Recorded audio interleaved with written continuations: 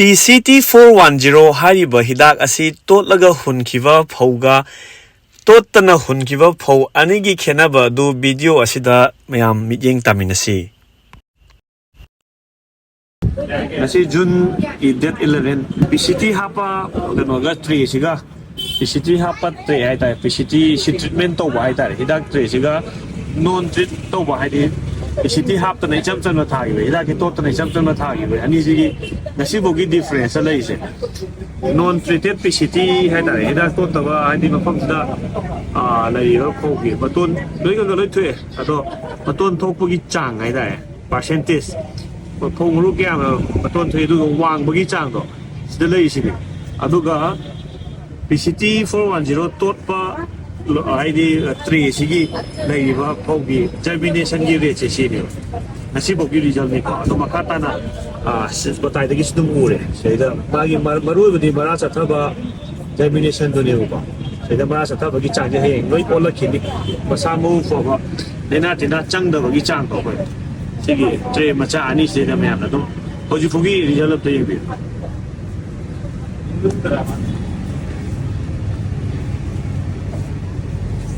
more than 30% in a Kenya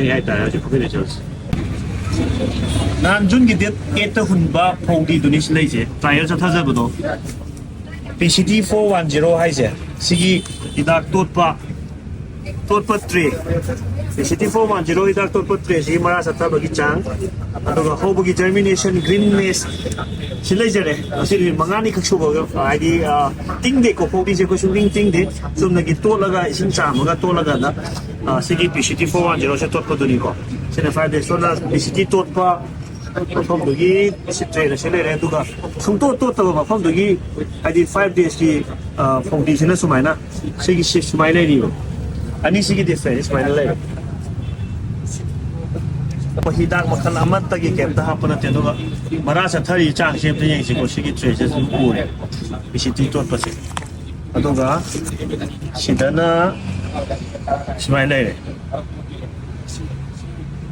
ko demo trade punjaba phok tuni somna kan lai sina PCT 410 ana hai bai dak se sit protectant se to laga punjaba phok sida lai ba magi khobugi chang aduga sida marasa thabagi chang sida pele yamna clearly yam distinguish na fe ure aduga to taba tre do na hidak yaw da bai tare same day same pho wadi makhalam khatane kona thajagi do magi video do su yaw jabe ado nasibuki da level da nasibuki da hai tare germination change sina without PCT aduga sina with PCT hai tare sigi PCT 410 ani hapagi difference sini practically ekona hana mayam da demo trial mayam satha jarakanda hadi mayam da question da jarage hana koi video session jaraka PCT 410 tot pa amadi tot taba ani gi numit ai tare ni gi results to silere masi date 15 June gi tang tranga non treated PCT tot na kunjan gi ba koi gi paudugi tre dona sona kada lai bi ba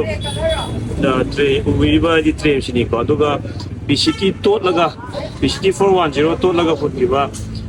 pauduna sigi conditions la ngasile limit tre ni gi result ni si cha tre ni khata ngai jari ko mayam de ju fogda mara satha bagi chang se PCT tot pa tre sta sathari ba mara satha bagi chang se sibugi conditions la sumai lai aduga mathaki lai ba adi paugi sa ho sina sumai lai ge ko treated with PCT 410 non-treated with PCT to taba phogi dina sona kana ji phole sikari kandi kamaina to buno ku chukhang de chapman na hun bane duga PCT to taba duna hoji hoji mukta sigi treasure sigi conditions lai ni duga PCT to paduna sumaina lai ne sigi drastic results hai tare yamna excellent weber results pangba haidi product ni na haijage PCT 410 se ba ado idak sina kanaba pibase adi uche oyana khunba bukta khunde sidak tot pase si se manam mahanam de uche oyana khunba khulloy aduga haro gumba kai gumna khunba to khullaroi ko aduga germination magi growth rate se chawbugi rate se hauji phokda sumaina lai ona ka tin ga se kasali